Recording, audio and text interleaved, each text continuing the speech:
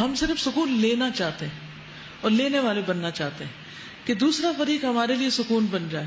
ہم نے تو سنا تھا کہ شادی کے بعد بہت مزہ آتا ہے اور بہت خوشیاں ہوتی ہیں اور بہت اچھی دوستی ہو جاتی ہے اور سب کچھ, اور یہاں تو اس بندے کو میری پرواہ ہی نہیں اور بے شمار گلے شکوے.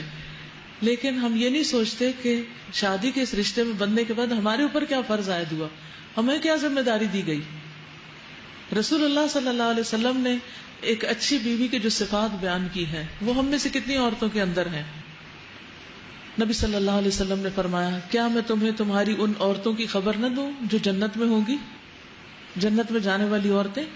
ہم نے کہا ضرور ہے اللہ کے رسول صلی اللہ علیہ وسلم. آپ نے فرمایا محبت کرنے والی, زیادہ بچے پیدا کرنے والی. جب اسے غصہ آئے یا اس کے ساتھ برا کیا جائے یا اس کا شوہر ناراض ہو تو وہ شوہر کو کہتی ہے کہ میرا ہاتھ آپ کے ہاتھ میں ہے اور میں اپنی آنکھوں میں نیند کا سرما نہیں لگاؤں گی جب تک آپ راضی نہ ہو جائیں. یعنی ہر قیمت پر شوہر کو راضی کرنے والی. اور حقیقت یہ ہے کہ جو عورت یہ راز جان لیتی ہے کہ شوہر کو کیسے راضی کرنا ہے تو پھر دنیا اور آخرت دونوں ہی راحت میں آ جاتے ہیں.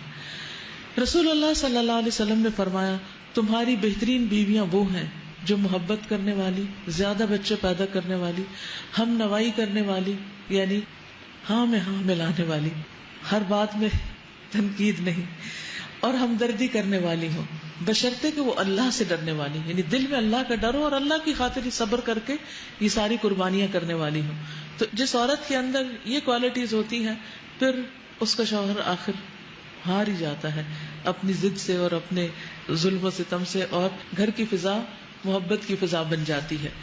اسی طرح شوہر کے لیے بھی ہے کہ وہ اپنی بیوی کے لیے سکون کا باعث ہو. نبی صلی اللہ علیہ وسلم نے فرمایا, خیرکم خیرکم للنساء, تم میں سے بہترین شخص وہ ہے جو اپنی بیویوں کے لیے اچھا ہے. پھر اسی طرح عورت کے لیے خاص ذمہ داری کہ شوہر کے بلانے پر وہ اس کے پاس چلی جائے.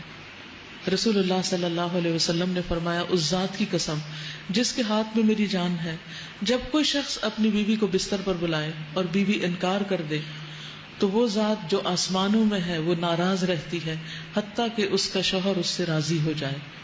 تو یہ بات جو ہے یہ عام طور پر اس کو بہت مس انٹرپریٹ کیا جاتا ہے اور یہ شو کیا جاتا ہے کہ اسلام بڑا ہی ظالمانہ مذہب ہے جس میں عورت کا تو کوئی حق ہی نہیں ہے, بس وہ شوہر کی غلام بن کر رہے.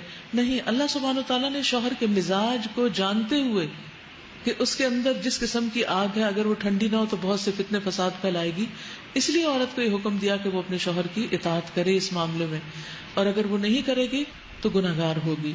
اور پھر اس وجہ سے یعنی اس کے ناروا انکار کی وجہ سے شوہر کے اندر جو غضب غیظ غصہ ہوگا یا پھر وہ حقوق نہیں دے گا یا اس سے مزید معاملات بگڑیں گے, تعلقات خراب ہو کر حتیٰ کہ طلاق تک نوبت آ جائے گی, تو پھر اس میں ذمہ دار عورت ہوگی. یعنی اگرچہ شوہر کا ظلم وہ بھی اللہ تعالیٰ دیکھتا ہے, لیکن سبب کیا ہے, ریزن کیا ہے, روٹ کاز کیا ہے, اس کو جاننے کی ضرورت ہے.